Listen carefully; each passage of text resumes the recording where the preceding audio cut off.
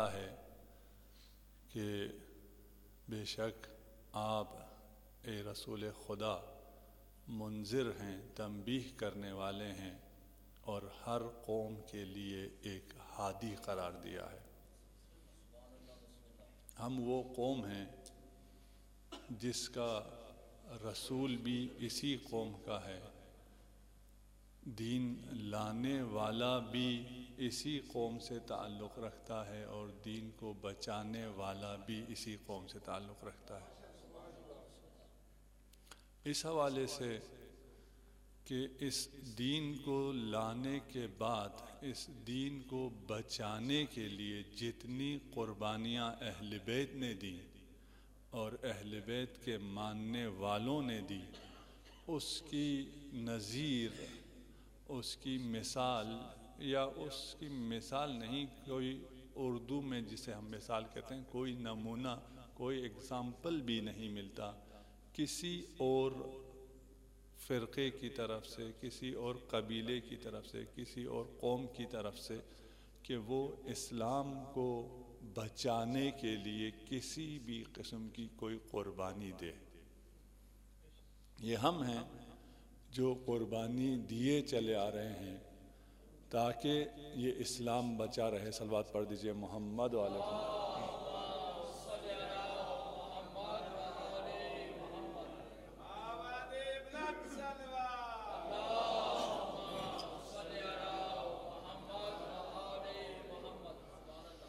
آج کے ان حالات میں بھی ہماری ذمہ داری یہی ہے کہ ہم سیرہ ائمہ پر چلتے ہوئے ہماری ٹاپ پرائرٹی دین کو بچانا ہو۔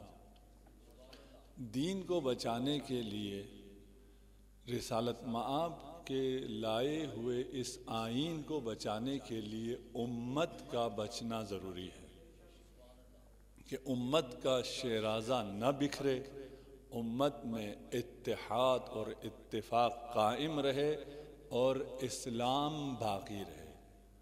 جب اسلام باقی رہے گا، پیغام باقی رہے گا، باقی انحرافات اپنی جگہ، لیکن اصل نام محمد باقی رہے گا۔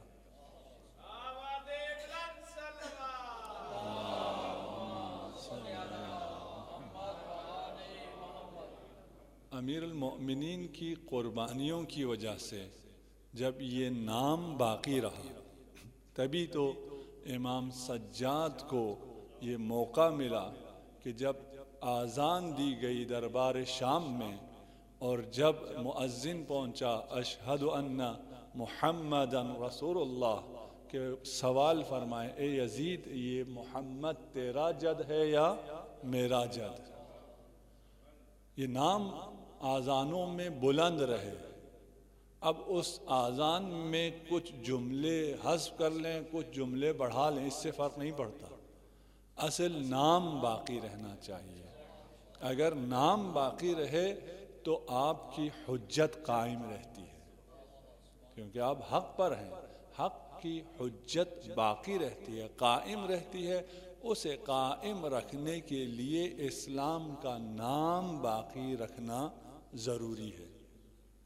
اہل بیتی امان من الفرقہ، میرے اہل بیت تفرقہ میں، جب تفرقہ بازی ہو جائے، جب اختلاف مسالک ہو جائے، جب سیاسی اختلافات ہو جائیں، جب کرسی کی وجہ سے دشمن اختلافات ڈالے، اس میں کون ایسی امان گاہ ہے کہ جس کے زیر سایہ جائیں تو آپ کو امن ملے گا، امان ملے گا؟ وہ ہے اہل بیت رسول صلی اللہ علیہ وآلہ وسلم۔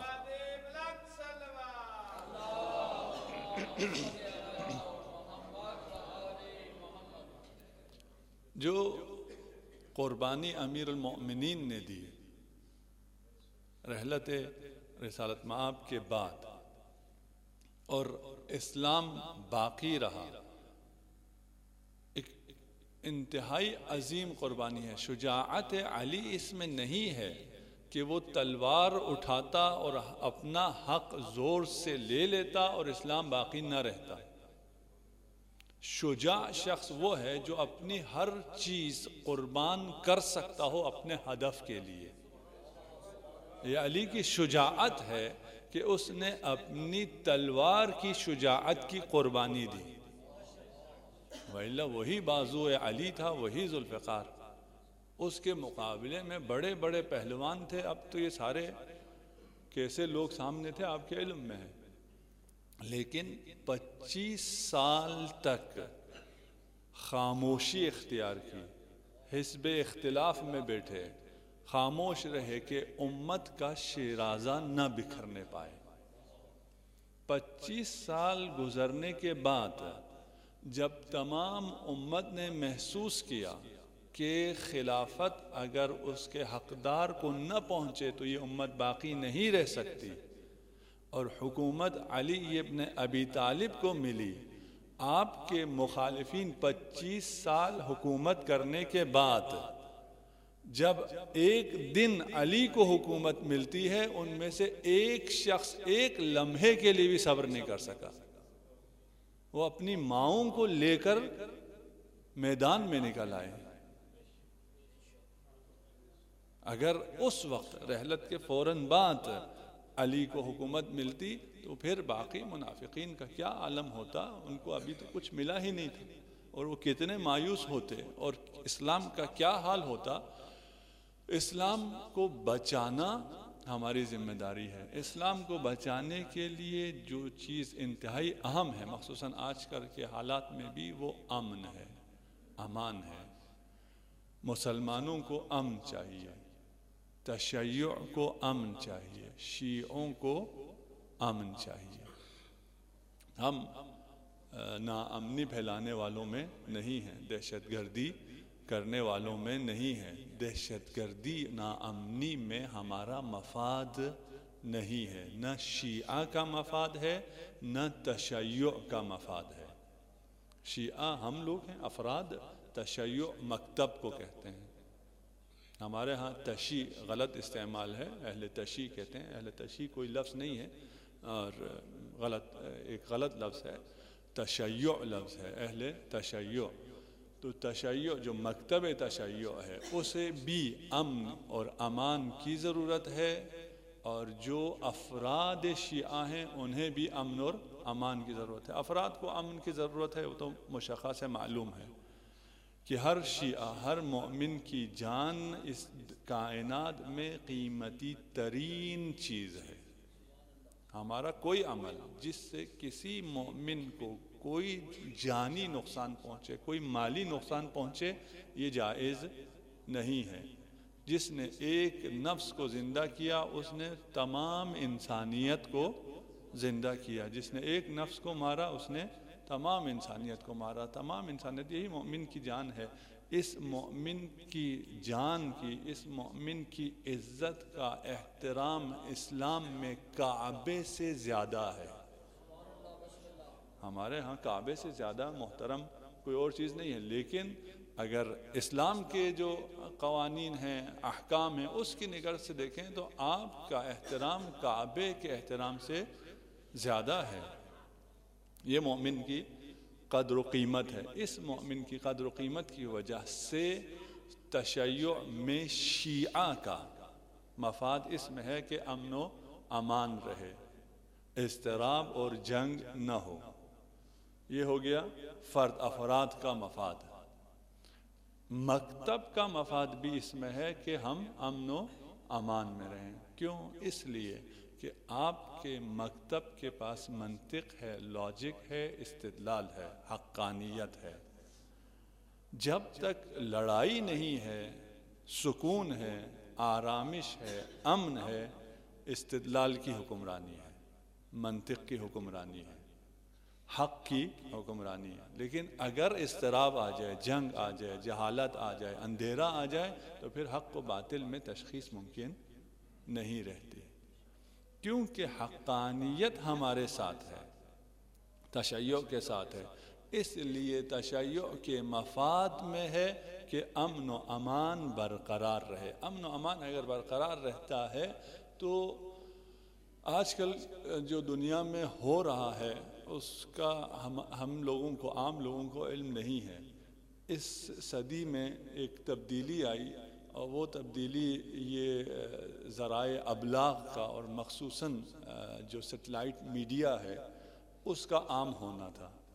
ہم لوگوں نے اپنی زندگی میں بھی دیکھا ہے کہ جب تک صرف اسٹیٹ کا میڈیا تھا تب تک آپ کو کافر ڈکلیئر کرنا انتہائی آسان تھا، دیواروں پہ وال چاکنگ کر کے چلے جاتے تھے اور ہمارے ساتھ کھیلنے والے پلنے والے ہمارے دوست یہ باور کر جاتے تھے کہ یہ کافر ہیں۔ اور اس زمانے میں جو ہمارے کالج کا دور تھا اور یہ ساری وال چاکنگ اور سپاہ اور جہاد اور یہ سب کچھ ہوا تو ہمارے دوست بھی اس یقین پر آ گئے کہ شیعہ کافر ہوتے ہیں، کیونکہ میڈیا صرف اسٹیٹ کے پاس تھا اور کسی کو وہاں آ کر گفتگو کرنے کی اجازت نہیں تھی۔ اس کے بعد جب تھوڑا سا میڈیا آزاد ہوا اور یہ کمرشلائز ہوا، کمرشل میڈیا کی ضرورت تھی کہ تمام مکاتب فکر کو لے کر چلیں تاکہ ان کی ویورشپ بنے۔ وہ ہمارے حق میں نہیں تھے، وہ اپنے بازار اور اپنی جیب اور اپنے پیٹ کے لیے۔ ہمارے شیعہ ویورشپ کو اٹریکٹ کرنے کے لیے شیعہ علماء کو ٹی وی پہ آنے کا تھوڑا بہت موقع ملا، اور اسی وجہ سے اس میں بھی اچھے علماء کو ہمارے اختیار سے اور جو ہم جیسے چاہتے ہیں ہمارے پروگرام میں ہمارے اینکر کے ساتھ اجازت نہیں ملی۔ ان کے اپنے مفاد میں، ان کے برنامہ ریزی کے ساتھ، ان کی پلاننگ کے ساتھ، ان کی غلبے کے ساتھ، انہی کے سارے کرو کے ساتھ ہمیں موقع ملا۔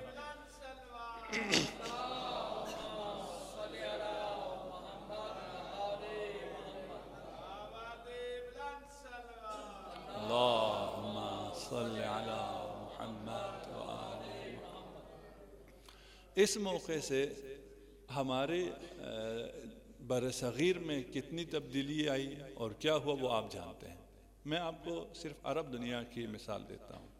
عرب دنیا میں بھی جب یہ سیٹلائٹ ٹی وی عام ہوا اور وہاں کا نظام ایسا ہے کہ اگر آپ ایک سیٹلائٹ پہ آ جائیں، ایک ڈی ٹی ایچ پہ آ جائیں تو تقریباً 350 ملین عرب زبانوں کے گھروں میں آپ پہنچ جاتے ہیں۔ وہاں یہ پیمرا اور کیبل اور یہ چیزیں نہیں ہیں، تو آپ ڈائریکٹ ٹو ہوم ہیں۔ آپ نے جیسے ہی چینل لانچ کیا اور آپ سب گھروں میں پہنچنا شروع ہو گئے۔ ایک یہ 350 ملین افراد ایک زبان بولتے ہیں، عربی۔ اگر آپ عربی میں ایک چینل آتا ہے اور معارف تشیع کو بیان کرنا شروع کرتا ہے تو یہ 350 ملین گھروں میں پہنچنا شروع ہو گیا۔ ہم معارف کو جب بیان کرتے ہیں، دعائے کمیل کو نشر کرتے ہیں، پڑھتے ہیں، تو ہم لوگ برصغیر کے رہنے والے یا غیر عرب لوگوں کے لیے ان مفاہیم کو سمجھنا اور درک کرنا یقیناً ممکن نہیں ہوتا۔ اس کے بعد ایک ترجمہ آتا ہے، ترجمے سے وہ امیر المومنین کی بات اور ہوتی ہے، مترجم کی بات اور ہوتی ہے۔ اس میں وہ قوت اور وہ طاقت نہیں ہوتی کہ انسان کے ضمیر کو جھنجھوڑ کر رکھ دے، بیدار کر کے رکھ دے۔ وہاں عربی میں یہ مسئلہ نہیں تھا۔ یہ مسئلہ نہ ہونے کی وجہ سے انہی 10 سالوں میں اتنے لوگ عالم عربی میں شیعہ ہوئے جتنے پوری تاریخ میں نہیں ہوئے، اور کوئی عرب بڑا علمی سیاسی گھرانہ ایسا نہیں ہے جس کے اندر تشیع نہ پہنچا ہو۔ یہ اس کو روکنے کے لیے پھر کیا انہوں نے حکمت عملی اپنائی؟ انہوں نے اس سکون کو اضطراب میں بدلا۔ کچھ چینل ہماری طرف سے، کچھ چینل ان کی طرف سے، جنہوں نے آپس میں گالم گلوچ شروع کر دی، مناظرہ اور اضطراب شروع کر دیا۔ وہ استدلال اور منطق اور متانت ختم ہو گئی۔ ان بچوں کو ڈرایا گیا کہ اگر تم شیعہ چینل دیکھو گے تو یہ وہ ہیں جو یہ گالیاں دیتے ہیں، یہ بدتمیزیاں کرتے ہیں۔ اس کی وجہ سے رک گیا۔ میرے پاس وہ سارے کلپس ہیں جس میں تمام اکابرین عرب یہ وارننگ دے رہے ہیں کہ اگر یہ سلسلہ جاری رہا تو تمہارے گھروں میں کوئی سنی باقی نہیں رہے گا۔ اس تیزی سے یہ حرکت چل رہی ہے۔ اس کو روکنے کے لیے جو کام کیا گیا وہ خانہ جنگی تھی، اضطراب تھا، شیعہ سنی کو لڑانا تھا، اور اس کی اثرات اور اسی کا تسلسل ہم اپنے ملک میں بھی دیکھ رہے ہیں۔ ہمیں شیعہ قوم کی حیثیت سے اس آرامش کو برقرار رکھنا ہے، اس سکون کو برقرار رکھنا ہے کہ اس آرامش اور سکون میں اگر اہل بیت کا پیغام لوگوں تک پہنچنا شروع ہو جائے تو امام رضا علیہ الصلاۃ والسلام نے فرمایا ہے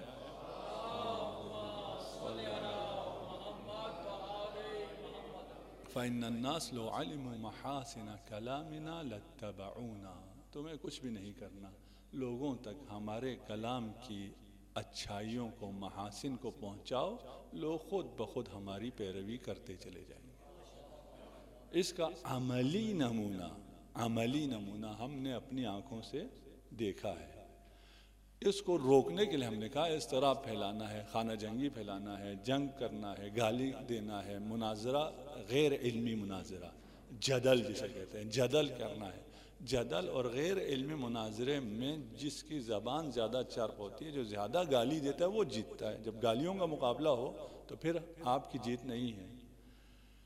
ہمارے مکتب کی حقانیت صرف ایک مثال کے طور پہ جو آج کل تھوڑا سا شاید بحث بھی ہے کہ محبت اہل بیت جزء ایمان ہے یا محبت صحابہ جزء ایمان ہے، اس پہ ڈیبیٹ ہو رہی ہے۔ ہم اپنی کتابوں سے نہیں، اپنے استدلال سے نہیں، ہم اہل سنت کے استدلال سے اسی دونوں ایشو کو لیتے ہیں۔ ہونا تو یہ چاہیے تھا کہ ایک ایشو حب صحابہ وہ ثابت کریں، حب اہل بیت ہم ثابت کریں اپنی کتابوں سے۔ ہم دونوں ٹاپک کو، اپنی کتابوں کو، اپنی روایات کو، اپنی احادیث کو، اپنی منطق کو چھوڑ کر صرف ان کی طرف سے حل کرتے ہیں۔ آیا حب اہل بیت واجب ہے یا واجب نہیں ہے، جزء ایمان ہے یا جزء ایمان نہیں ہے؟ ہم اپنی بات نہیں کر رہے۔ اچھا، میری ان باتوں کا مطلب بھی کوئی مناظرہ نہیں ہے۔ ہم یہ بھی عرض کر دیں کہ اہل سنت وہ لوگ جو اہل بیت کی محبت رکھتے ہیں، اور تقریباً اکثریت اہل سنت کی یا تمام اہل سنت اہل بیت سے محبت رکھتے ہیں۔ فرق امامت میں ہے، وہ امامت کے قائل نہیں ہیں، آپ امامت کے قائل ہیں۔ امامت کے بغیر ہمارے ہاں احادیث ہے کہ اعمال قبول نہیں ہوتی۔ اگر امامت نہیں ہے تو آپ کا عمل قبول نہیں ہے۔ یہ حدیث صرف ہمارے ہاں نہیں ہے، خود ان کے ہاں بھی ہے کہ امامت کے بغیر اعمال قبول نہیں ہوتے۔ یہ عام جو اہل سنت ہیں جن کے ساتھ آپ اٹھتے بیٹھتے ہیں، ان کی اکثریت شاید جاہل قاصر ہے۔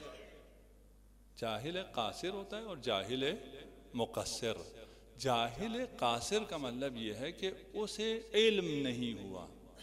کہ عوام، ہمیں معلوم ہے، ہم لوگ، ہر شخص کے لیے یہ ممکن نہیں ہوتا کہ وہ اپنی فقہ کی کتابوں کو، اپنی حدیث کی کتابوں کو، اپنے عقائد کی کتابوں کو گہرائی سے پڑھ سکے اور اس کے مطابق پھر عقائد کو اس میں سے اخذ کر سکے۔ یہ ہر کسی کے بس میں نہیں ہے۔ جن کے بس میں یہ چیز ہے اور وہ جانتے بوجھتے ہوئے اہل بیت کا مقام جاننے کے باوجود عناداً اہل بیت کو قبول نہیں کرتے، وہ جاہل مقصر ہے، ان کا تو کوئی عمل قبول نہیں ہے۔ جو باقی عام لوگ ہیں، جیسے عام شیعہ ہیں ویسے عام سنی ہیں، ان تک بات پہنچی نہیں ہے۔ ہم یہی کہہ رہے ہیں اگر امن ہو، سکون ہو، اہل بیت کا پیغام پہنچ جائے وہ آپ کی طرف آ جاتا ہے۔ ان حالات کی وجہ سے ان تک اگر نہیں پہنچا ہے، وہ ایک ایسے گھرانے میں پیدا ہوا ہے جہاں اس نے بچپن سے ہی سنا کہ فلاں بہت افضل ہیں اور بہت نبی کے قریب ہیں اور بہت ان کی کمالات ہیں، اور نبی سے محبت کی وجہ سے وہ کسی سے محبت کرتا ہے، ٹھیک کرتا ہے، محبت کرے۔ یہ جاہل قاصر ہے۔ آپ کو اس کے ساتھ ایک مسلمان کا برتاؤ کرنا ہے، جیسے مسلمان مومن محترم ہے، یہ اہل سنت بھی مومن محترم ہے۔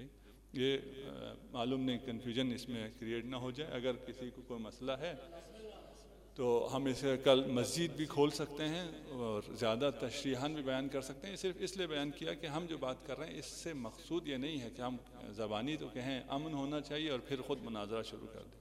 ہم صرف یہ بتا رہے ہیں کہ ہمارے مکتب میں استدلال کی وہ طاقت ہے کہ کسی بھی ٹاپک کو لیں، اس کو استدلال سے بہترین حل کیا جا سکتا ہے۔ ایسی حب اہل بیت، حب اہل بیت جو ہے اہل سنت منابع میں اگر ہم جائیں اور ہم ثابت کرنا چاہیں، اہل سنت احادیث سے ہم ثابت کر سکتے ہیں۔ من مات ولم یعرف امام زمانہ مات میتۃ جاہلیہ، جو مرا اور اس نے معرفت حاصل نہ کی اپنے زمانے کے امام کی، وہ جہالت کی موت مرا۔ جہالت کی موت مرا کیا مطلب ہے؟ امام کی معرفت اگر نہیں ہے، اس نے حج کیا ہے قبول نہیں ہے، نماز پڑھی ہے قبول نہیں ہے، روزہ رکھا ہے قبول نہیں ہے، زکوٰۃ دی ہے قبول نہیں ہے۔ یہ روایت صرف شیعہ مصادر میں نہیں ہے، اہل سنت مصادر میں ہے، ایک یا دو نہیں ہیں، دہیوں روایات۔ ان روایات کے الفاظ میں اختلاف ہے۔ من مات ولم یکن علیہ طاعہ، من مات ولم یکن لہ الامام، من مات ولم یعرف امام زمانے، یہ سب ایک ہی معنی ہے۔ جو مرا اور وہ اپنے زمانے کے امام کو نہیں پہچانتا، جو مرا اور اس پر کسی امام کی اطاعت واجب نہ تھی، یہی مضمون ہے۔ یہ مضمون تمام اہل سنت بھی اسے تسلیم کرتے ہیں، کوئی اختلافی چیز نہیں ہے، ان کی تمام کتابوں میں موجود ہے۔ روایت تو ہے لیکن درایت نہیں ہے، فقہ الحدیث نہیں ہے۔ اب اس کا معنی کیا ہے اس سے آشنائی نہیں ہے۔ جو علماء ہیں ان کی مسئولیت سنگین ہے، جو عوام ہیں ان بیچاروں کو کیا پتہ ان چیزوں کا، ان تک یہ بات پہنچی ہی نہیں ہے۔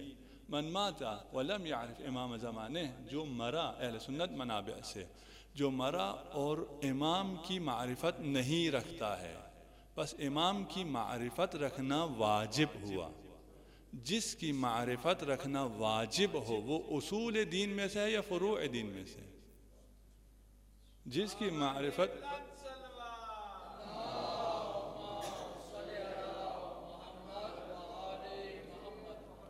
جس کی معرفت کے بغیر کوئی عمل قبول نہیں ہے، وہ کن میں سے ہے؟ وہ اصول دین میں سے یا فروع دین میں سے ہے؟ وہ اصول دین میں سے۔ اصول دین میں سے بھی کچھ بھی قبول نہیں ہے اگر یہ نہ ہو تو وہ کیسے اصول دین میں سے نہ ہو؟ آپ کی اپنی حدیث ہے، ہماری حدیث نہیں ہے۔ ہمارے ہاں بھی ہے حدیث، لیکن ہم اس حدیث کو ابھی اپنی حدیث کے طور پہ اس سے استدلال نہیں کر رہے۔ اچھا چلیے، آپ نے مان لیا، آپ بتائیے یہ ہے کون؟ معرفت تو ضروری ہے، آپ نے بھی مان لیا، ہم نے بھی مان لیا۔ ہم سے پوچھیں تو ہم تو آپ کو امام زمانہ کا بتا سکتے ہیں، آپ سے پوچھیں آپ کے پاس کیا جواب ہے؟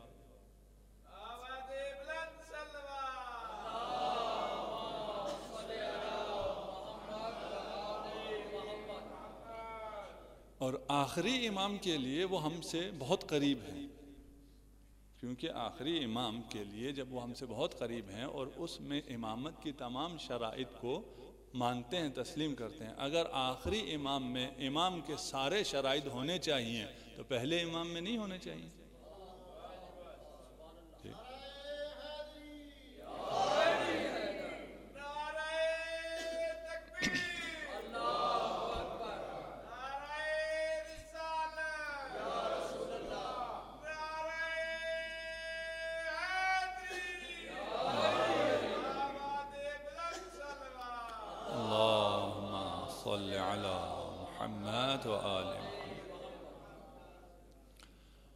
آخری امام کے لیے تمام شرائط ہیں تو پہلے امام کے لیے کوئی شرط نہیں ہے، یہ تو نہیں ہو سکتا۔ خوب ہم یہ ایک حصہ تھا کہ محبت اہل بیت، یہ تو صرف ایک ہم نے بے عنوان مثال ایک روایت پیش کی ہے، بہت سی روایات ہیں اور متفق علیہ ہے، اس میں اہل سنت علماء میں بھی اختلاف نہیں ہے۔ جو علماء ہیں، جو مکتب فکر ہیں، ابھی کچھ سیاسی فرقے بنے ہیں۔ شروع میں بنا تو سارا سیاسی ہی تھا، جو جس کی شروع ہی سیاسی ہو اس میں سیاسی فرقے بنتے ہی رہیں گے۔ تو شروع میں وہ بھی سیاسی تھا، لیکن اب وہ دینی ہو گئے ان میں سے کچھ۔ اب کے جو سیاسی فرقے ہیں وہ ان کو چھوڑ دیجئے، کیونکہ وہ کوئی فرقہ نہیں ہے، وہ تو سیاسی ہے۔ وہ آپ کو جلوس سے منع کرتے ہیں اور خود انہوں نے جلوس نکالنا شروع کیا ہے، ابھی سیکھ رہے ہیں آپ سے، ٹھیک؟ اور جب نکالنا شروع کیا جن دنوں میں، انہی دنوں میں آپ کو جلوس سے منع کر رہے ہیں۔ اگر حرام ہے تو تم کیوں شروع کر رہے ہو؟ تم تو پہلے تو نہیں کیا کرتے تھے یکم محرم کو، اب شروع کر رہے ہو. ٹھیک، اگر بدعت ہے تو کیوں کر رہے ہو بدعت؟ جو وہ کر رہے ہیں وہ یقیناً بدعت ہے. کسی ایسے دن جس دن کوئی نہیں مرا اس دن اس کا وفات منانا وہ یقیناً بدعت ہے جو وہ کر رہے ہیں. تو یہ سیاسی فرقے ہیں، ان کی ہم بات نہیں کر رہے. جو اہل سنت علماء ہیں، اکابرین ہیں، حقیقی جو فرقہ ہے وہاں اتفاق ہے، مسلم ہے کہ اہل بیت کی محبت کے علاوہ چارہ نہیں ہے. اہل بیت کی محبت تو یہ ہوگی. رہ گیا اصحاب کی محبت، تو وہ اہل سنت منابع میں ہم جاتے ہیں. اصحاب کی محبت ضروری نہیں ہے. اچھا، اصحاب کی محبت اگر دل میں نہ ہو تو کیا ہوگا؟ جزء ایمان اگر ہے، اس کا عمل قبول نہیں ہے، یہ کافر ہے، یہ کیا ہے؟ اس کے لیے سزا تجویز کر لیں پہلے، اس کے بعد ہم دیکھتے ہیں آپ کی اپنی تاریخ کے مطابق کہ کیا ہوتا ہے. وہاں ایک اور داستان ہے عشرہ مبشرہ. داستان ہے لیکن ان کے ہاں تو حقیقت ہے، ہم اس کو حقیقت لیتے ہیں. ہم کہتے ہیں ٹھیک ہے جی عشرہ مبشرہ ہے. عشرہ مبشرہ کا مطلب یہ ہے کہ یہ 10 افراد یقیناً جنت میں جائیں گے، کیونکہ رسالت مآب نے فرمایا ان 10 افراد کے بارے میں، یہ 10 صحابی ہیں جو یقیناً جنت میں جائیں گے.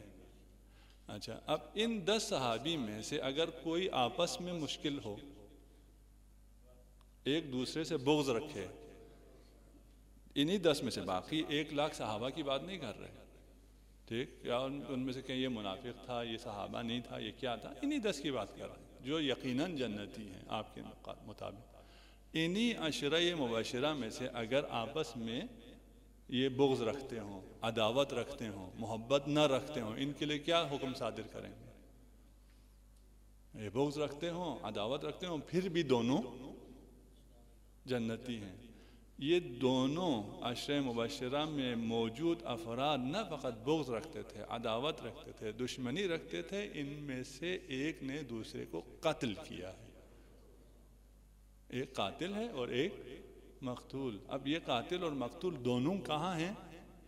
جنت میں. ہم تو کسی کو قتل نہیں کر رہے ہیں، ہم تو محبت نہیں رکھتے بقول آپ کے. ہمیں کیوں محبت رکھنے پر اصرار ہے؟ آپ کے ہاں محبت چھوڑیے، عداوت چھوڑیے، قتل کرے، پھر بھی صحابہ کا قاتل جنتی و جنت اس پر واجب. یہ مکتب کیسے امپوز کر سکتا ہے کہ آج ہم یا مسلمان، ہم سے مراد سارے مسلمان، ایک ایسی چیز پر عقیدہ رکھیں جو خود آپ کے مبنا کے مطابق، آپ کے آئین کے مطابق، آپ کے دستور کے مطابق تمام نہیں ہے. یہ استدلال ہے، منطق ہے اہل بیت کا، مکتب تشیع کا. اس منطق کو آگے پہنچانے کے لیے امن چاہیے، امان چاہیے. اگر امن و امان نہیں ہوگا تو آپ کی جیت نہیں ہے، حق کی جیت نہیں ہے.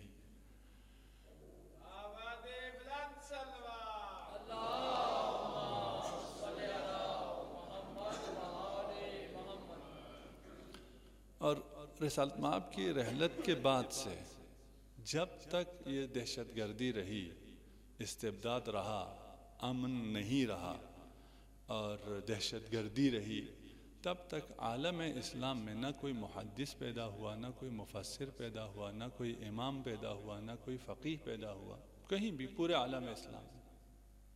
ہونا تو یہ چاہیے تھا کہ عصر رسالت کے بعد فوراً بڑے بڑے فقہا اور ائمہ پیدا ہوتے، اور آہستہ آہستہ جیسے عصر رسالت سے دور ہوتے جاتے وہ فقہا اور ان کا لیول تھوڑا نیچے آتا جاتا. جیسے ہمیں یہی کہا جاتا ہے کہ اگر آپ صحابہ سے محبت نہیں رکھیں گے تو دین کہاں سے لیں گے؟ ہم تو دیکھتے ہیں کہ صحابہ میں تو ایک بھی امام نہیں آیا، ایک بھی فقیہ نہیں آیا، کوئی بھی نہیں آیا. حتیٰ وہ ساتھ رہتے تھے امیر المؤمنین کے، اور امیر المؤمنین نے جتنے خطبے ارشاد فرمائے جس سے نہج البلاغہ بنی، وہ مجھے نہیں پتا کتنے فیصد ہے، لیکن تمام خطبات یقیناً نہیں ہیں. وہ 20% ہے، 40% ہے، 50% ہے، خدا کو معلوم ہے. وہ امیر المؤمنین کے خطبات کا کچھ حصہ ہے جو محفوظ ہوا ہے، تمام خطبات نہیں ہیں. امیر المؤمنین یہی خطبات ارشاد فرماتے تھے، یہ سارے صحابہ اس کو سنتے تھے، سن رہے تھے. تمام صحابہ میں سے کوئی ایک شخص ایسا پیدا نہیں ہوا جو اسی خطبے کو سن کے اس جیسا، اس سے کمتر، اس سے ملتا جلتا کوئی ایک خطبہ ارشاد فرما سکتا۔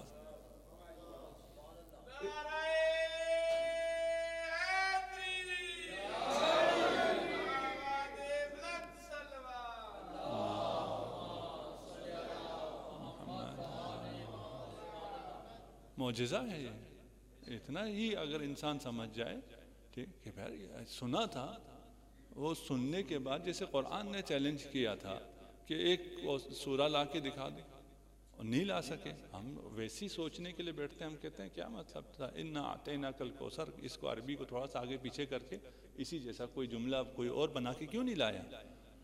لیکن نہیں لا سکا کیونکہ معجزہ تھا، کلام خالق تھا، ٹھیک، اور یہ کلام علی ہے، اسے سننے والے بھی کوئی اس جیسا کلام نہیں لا سکے۔ آج تک بشریت نے اتنی ترقی کی، ان تمام ترقی کے باوجود کوئی شخص ایسا کلام نہیں لا سکا۔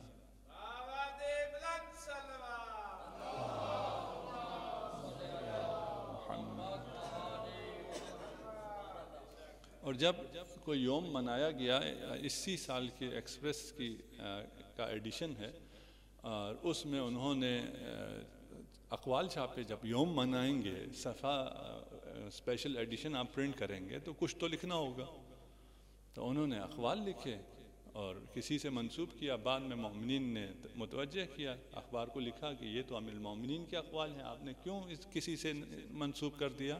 تو ایکسپریس میں باقاعدہ اعتذار چھپا کہ ہم معذرت خواہ ہیں کہ ہم نے امیر المومنین علی ابن ابی طالب کے کلام کو کسی اور صاحب سے منسوب کر کے چھاپ دیا۔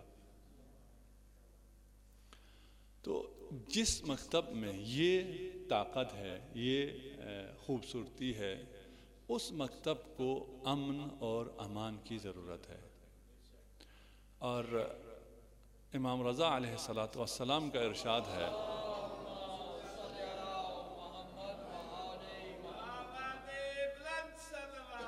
اللہم صل علی محمد وآل محمد، رحم اللہ من احیا امرنا، اللہ کی رحمت ہے اس شخص پر جس نے ہمارے امر کو زندہ کیا۔ ہم مجالس میں اس لیے نہیں آتے کہ ہم خود محظوظ ہو جائیں، کسی پہ تنقید کر لیں، نہیں، ہم یہاں اس لیے آتے ہیں کہ امر امامت کو زندہ کریں۔ اور کیونکہ 29 صفر شہادت امام رضا علیہ السلام ہے، اور مشہد میں ایک اور عاشورہ بپا ہوتا ہے اس دن، جن لوگوں نے زیارت کی ہے ان مخصوصی کے ایام میں، ہمارے ہاں اتنا رائج نہیں ہے۔ تو اس حوالے سے میں تھوڑے سے کچھ کلمات امام کے بارے میں اور آپ کی زحمات کو تمام کروں گا۔ آپ فرماتے ہیں کہ اللہ کی رحمت ہے اس شخص پر جس نے ہمارے امر کو زندہ کیا۔ رحم اللہ معصوم کے کلمات ہیں، اور رحمہ اللہ کی رحمت ہو بھی ہو سکتا ہے، اللہ کی رحمت ہے، دونوں ترجمہ صحیح ہے۔ ویسی ماضی کا صیغہ ہے، ٹھیک، رحمہ ماضی کا صیغہ ہے، یہاں چی وہ ماضی میں استعمال کریں، چی وہ انشاء میں دعائیہ کلمات کے طور پر استعمال ہو۔ امام کی دعا یقیناً کیا ہے؟ مستجاب الدعوات ہے۔ ہمارے بس میں ہے کہ ہم مشمول دعائے معصوم ہو جائیں۔ اگر ہم اس میں رحم اللہ میں شامل ہو جائیں اور بلسان سامن الائمہ رحمت ہم پر نازل ہو جائے، اللہ کی رحمت، تو پھر ہمارے تمام مسائل حل ہیں۔ وہ امام ہے جس کی معرفت اس کے دشمنوں کو تھی، مأمون خدا لعنت کرے،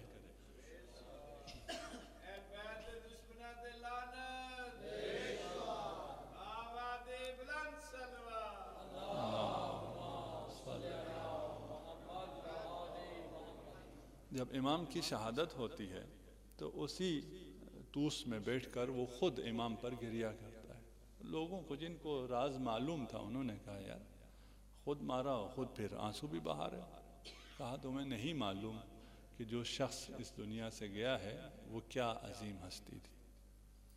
میرا ایک مسئلہ تھا کہ میری ایک کنیز تھی، اس کا نام ظاہریہ تھا. مامون خود راوی ہے، یہ حکایت کر رہا ہے.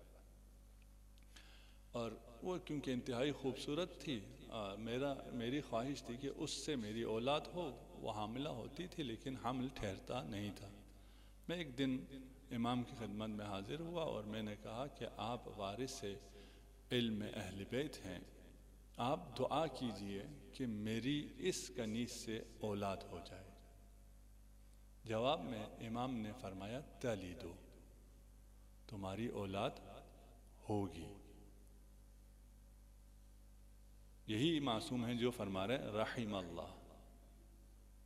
وہاں پھر کسی کسب اجازت کی ضرورت نہیں ہے. دعا کریں اور پھر مستجاب ہوگی یا نہیں ہوگا کا سوال نہیں ہے، وہ متصل ہے کن فیکون سے. تلیدو پیدا ہوگا اور وہ بچہ شبیہ ترین ہوگا، جیسی اس کی ماں ہے ویسا ہی وہ بچہ ہوگا. اس بچے کے دائیں ہاتھ میں 6 انگلیاں ہوں گی اور بائیں ہاتھ میں 6 انگلیاں ہوں گی.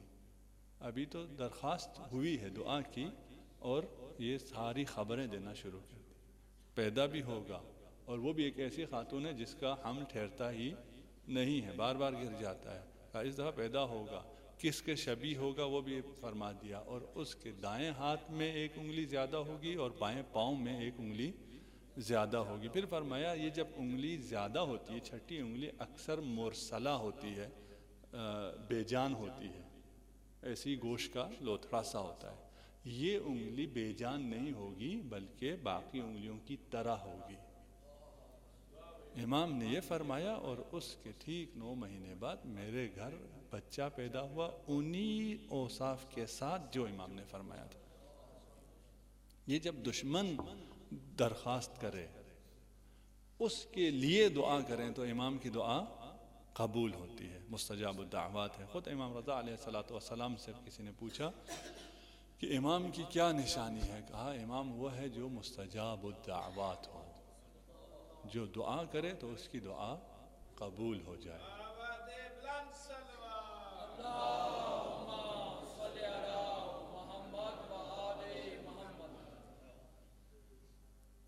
جب امام کی بارش کے لیے دعا قبول ہوئی تو مامون نے ایک محفل میں یہ انتظام کیا کہ کسی مسخرے کو بلایا تاکہ امام کا تمسخر کیا جا سکے. اور ہماری زبان میں اس نے امام پہ جملے کسے شروع کیے کہ بھئی وہ تکا لگ گیا آپ کا اور آپ کی دعا سے تو بارش نہیں ہوئی. جب تمسخر بڑھا تو اس تخت مامون پر جو 2 شیر بنے ہوئے تھے ان کو امام نے حکم دیا کہ اے اسد اللہ، اللہ کے شیرو آؤ اس دشمن خدا کو چیر پھاڑ دو. وہ شیر مجسم ہوئے اور اس دشمن خدا کا صفایا کر دیا اور اس کے بعد واپس وہیں چلے گئے. یہ بھی معجزہ ہے اور عصائے موسیٰ بھی معجزہ ہے. لیکن موسیٰ اور آل محمد میں فرق یہ ہے کہ موسیٰ عصا کا محتاج ہے، آل محمد جسے حکم دیں وہ شیر بن جاتا ہے.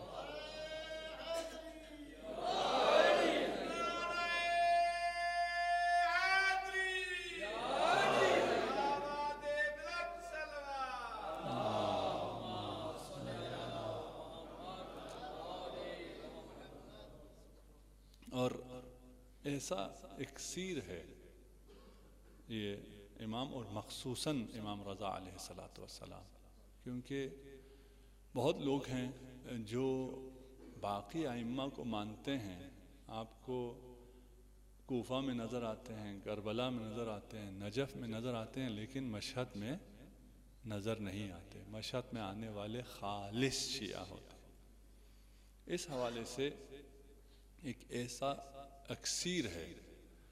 اکسیر اور کیمیا میں یہ فرق ہے کہ کیمیا اگر کسی دھات پر لگے تو وہ اسے سونا بنا دیتی ہے، اگر مثلا سونا بنانے کا کیمیا ہو. وہ دھات پھر سونا بننے کے بعد اس میں کیمیا کے اثرات نہیں ہوتے، وہ سونا ہوتا ہے، آگے وہ کچھ اور نہیں کر سکتا۔ اکسیر کی یہ خاصیت ہوتی ہے کہ وہ جس چیز کو جو چیز بنا دے، منقلب کر دے، وہ خود بھی اکسیر بن جاتی ہے۔ اکسیر کی خصوصیت اس چیز میں بھی آ جاتی ہے۔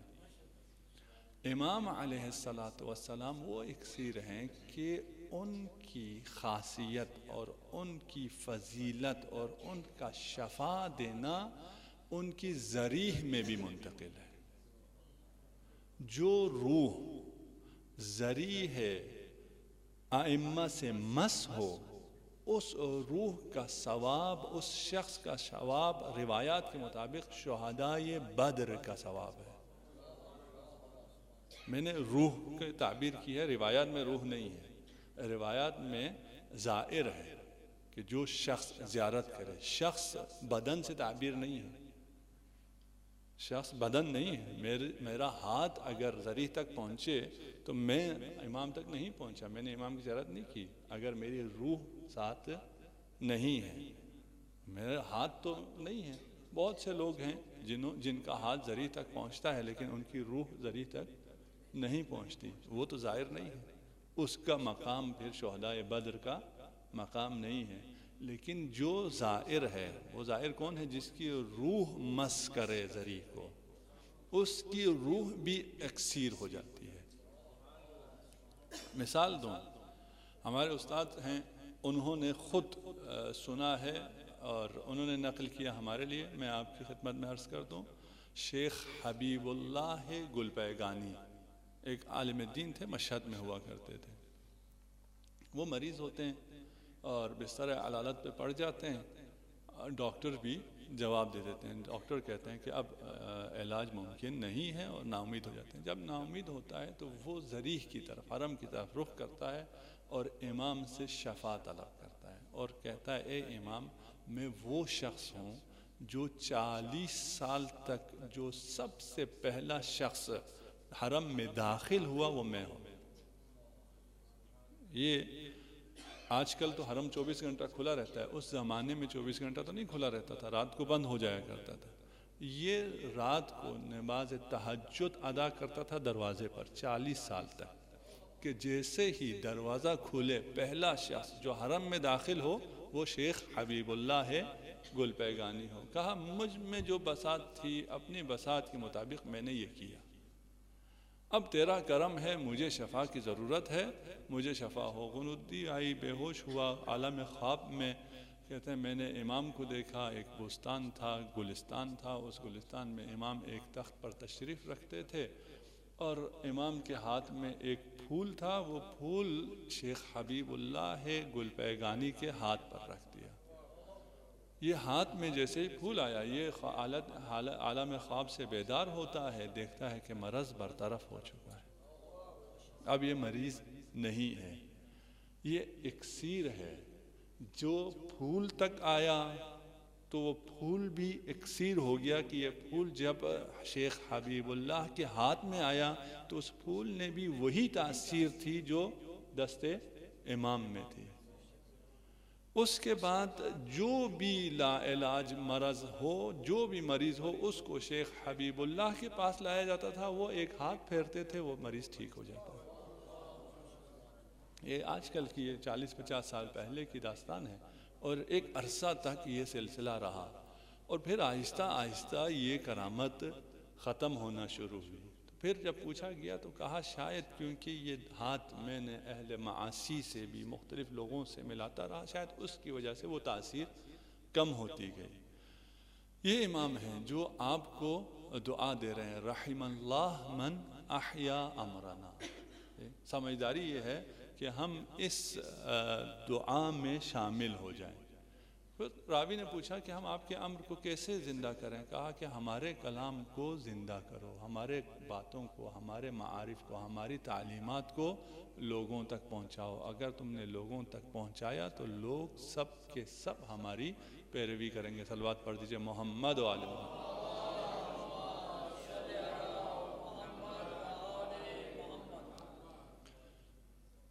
یہ اہل بیت ائمہ یہ نعمت جو ہمیں حاصل ہے وہ کسی کے پاس نہیں ہے، لیکن شرط معرفت ہے۔ امام ہمارے تب ہیں جب ہم امام کے ہوں، اگر ہم امام کے نہیں ہیں تو صرف دعویٰ کرنے سے، صرف ادعا کرنے سے، صرف اس گھر میں پیدا ہونے سے جس گھر میں امام کا ذکر ہے، ہم امام کے نہیں بنتے اس طرح جس طرح بننے کا حق ہے، اس طرح کہ پھر ہمارا ہاتھ بھی شفا بخش ہو جائے۔ اگر ہم ماننے والے ہیں، اگر ہم زائر ہیں، اگر ہمارا ہاتھ زری تک پہنچا ہے تو پھر ہمارے ہاتھ میں شفا کیوں نہیں آئی؟ ہمیں یہ سوال اپنے آپ سے کرنا چاہیے۔ اور اگر ائمہ کی تعلیمات کو پھیلائیں، اس کے سلسلے میں روایات بہت ہیں، ابھی وقت آ گیا، سردی کی راتیں ہیں، آپ کو زیادہ میں اس سے زیادہ وقت نہ لوں، بہت سی روایات ہیں، میں کوشش کروں گا کل کچھ روایات اس باب میں کہ تبلیغ دین، اور پھر تبلیغ دین کس کی ذمہ داری ہے اور کون کیسے کر سکتا ہے۔ یہ تبلیغ دین صرف مولویوں کی ذمہ داری نہیں ہے، جس نے امامہ سر پہ رکھا ہے صرف اس کی ذمہ داری نہیں ہے، کیونکہ امام نے یہ بات رحم اللہ من احیا، من صرف نہیں کہا، رحم اللہ علماءنا، کہ ہمارے علماء پر اللہ کی رحمت ہو، کہ کیونکہ وہ دین پھیلاتے ہیں، نہیں، بلکہ من میں سب شامل ہیں، ہر وہ شخص جس نے دین پھیلایا۔ پھر ہر شخص کیسے دین پھیلا سکتا ہے اور اس کا کیا اجر ہے، انشاءاللہ کل گفتگو کریں گے۔ صلوات پڑھ دیجئے محمد و آل محمد۔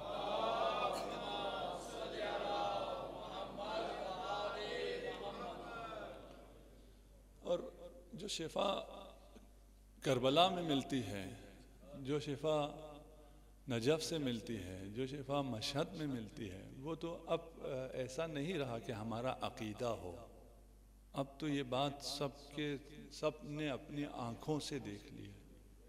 ابھی ہم کربلا میں تھے اور ایک مریض تھے کینسر کے، آپ بھی دعا کیجیے ان کی شفا کے لیے، ان کے ساتھ میں کھڑا تھا، انہیں بتا رہا تھا کہ یہاں سے شفا ملتی ہے، شرط یہ ہے کہ آپ دعا کریں۔ ابھی ان سے بات ہو رہی تھی کہ ہوٹل کیونکہ حرم کے قریب تھا، ایک شور ہوا، غلغلہ مچا اور لوگوں نے بھاگ کے آنا شروع کیا۔ ہمیں بھی تجسس ہوا، ہم نے نیچے آ کے دیکھا تو وہاں ایک معذور جو نہیں چل سکتا تھا، اسے اسی وقت شفا ملی تھی۔ ہم بھی واپس بھاگے اس مریض کے پاس گئے کہ بھئی یہ دیکھو، یہ شفا لے گیا۔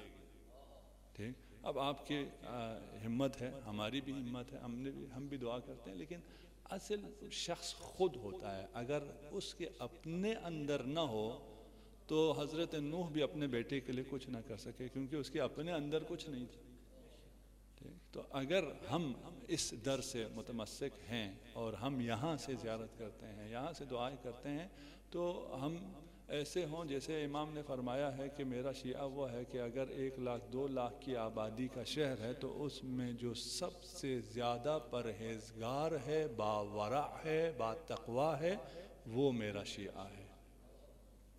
اور وہ جب شیعہ ہے تو اس میں یہ سارے آثار ہیں، اس میں شک کی گنجائش نہیں ہے۔ ہماری دعا ہے انشاءاللہ ہم سب کو کربلا معلی، نجف اشرف اور مشہد مقدس کی اور تمام عتبات عالیات کی زیارت نصیب ہو۔ امام کے لیے مدینہ چھوڑنا، اور پھر وہ بھی اس عالم میں جس عالم میں امام رضا نے مدینہ کو چھوڑا، ہمارے لیے بہت کہنے کو آسان ہے کہ امام کو مدینہ چھوڑنا پڑا۔ جب اللہ آپ کو زیارت کی توفیق دیتا ہے، آپ کو بقیع چھوڑنا پڑتا ہے، آپ کو مدینہ چھوڑنا پڑتا ہے، آپ کو کربلا چھوڑنا پڑتا ہے، تو آپ کی کیا کیفیت ہوتی ہے؟ مدینہ سے امام کی روانگی کا مطلب یہ ہے کہ قبر رسول خدا سے جدا ہو جائے، اور ایک ایسی قبر سے امام جدا ہو جائیں کہ اگر امام رضا مدینے سے چلے گئے تو پھر اس قبر کا نشان کسی کے پاس، پھر رات کی تاریکی میں اس قبر پہ آ کے السلام علیکم یا سید، کوئی ایسا نہیں ہے۔ امام حسین کو بھی مدینہ چھوڑنا پڑا اور امام رضا کو بھی مدینہ چھوڑنا پڑا۔ فرق یہ تھا کہ جب امام حسین جا رہے تھے تو زینب کبریٰ ساتھ تھی، جب امام رضا نکلے تو حضرت معصومہ مدینے میں ہی رہ گئے۔ جیسے حضرت زینب کو عشق تھا حسین سے، ویسے ہی حضرت معصومہ کو پیار تھا، عشق تھا امام رضا علیہ السلام سے۔ آپ کے لیے ممکن نہ تھا کہ مدینہ میں باقی رہتی، آپ تشریف لائیں طوس کی طرف، اور راستے میں ابھی آ رہی تھی۔ کچھ روایات میں ہے کہ آپ کا رحلت، آپ کی شہادت پہلے ہو گئی، کچھ میں ہے کہ بعد میں ہو گئی۔ خلاصہ نہیں پہنچ سکی بہن اپنے بھائی کی میت پر، اور بھائی اس غریب الوطنی میں اس غریب شہر میں شہید کیا گیا۔ اور جب شہر شہید ہو گئے، لیکن ایک بھائی ہے، اس کا جنازہ ہے، اور اس کا جنازہ بہت شان و شوکت سے اٹھا، کیونکہ اس شہر کی جو خواتین تھی انہوں نے اپنے مردوں سے کہا کہ یہ ایک ایسا جنازہ ہے جس پر رونے کے لیے نہ کوئی ماں ہے اور نہ کوئی بہن ہے، ہم اپنا مہر تمہیں معاف کر دیتے ہیں، ہمیں اجازت دو کہ اہل بیت رسول کی طرف سے، حرم رسول خدا کی طرف سے اس میت پر ہم گریہ کریں۔ لیکن ایک منظر وہ ہے جہاں ایک بہن ہے اور ایک بھائی ہے، بھائی سوئے مقتل چلا، بہن پیچھے پیچھے، بہن نے صدا دی، بھیا حسین، ماں جائے حسین، ماں کی آخری وصیت پوری کرنی ہے۔ حسین واپس آئے، کہا زہرا نے فرمایا تھا جب حسین سفر آخر پر جائے تو اس کے گلو پر میری طرف سے بوسہ دینا۔ ماں کی وصیت پوری ہوئی، حسین سوئے مقتل چلے۔ بہن بھائی سے کیسے دل جدا کرے، بہن پیچھے پیچھے۔ امام نے فرمایا بہن واپس چلی جا، حکم تھا امام کا، زینب واپس چلی۔ ہر شخص اپنے بدرقہ کو آنے والے کو مڑ کر آخری سلام کرتا ہے۔ حسین نے مڑ کر دیکھا، زینب نظر نہ آئی۔ کربلا کی تپتی ریت پر زینب بے ہوش پڑی ہے۔ امام واپس تشریف لائے، زینب کا سر اپنے دامن میں رکھا۔ اللہ مظلومیت حسین، جب کوئی بے ہوش ہو تو پانی سے ہوش میں لایا جاتا ہے۔ اگر خیام میں پانی ہوتا تو اصغر شہید نہ ہوتے۔ امام کے اشکوں سے زینب کو ہوش آیا، امام سوئے مقتل چلے۔ وہ مرحلہ بھی آیا کہ بہن مقتل کی جانب بڑھی، بھائی کا سر اپنے دامن میں رکھوں گی، لیکن لاش حسین تھا، لیکن لاش پر سر نہ تھا، تمام بدن زخموں سے چور چور تھا، تمام بدن پر ایک بوسہ گاہ زینب نہ تھی۔ پھر وہ عمل ہوا شاید میں بیان نہ کر سکوں، وہ مقام جس پر نہ رسول خدا نے بوسہ دیا، نہ علی مرتضیٰ نے بوسہ لیا، نہ زہرا نے بوسہ لیا، کٹی گردن کے رگوں پر زینب نے اپنے لب رکھ دیے۔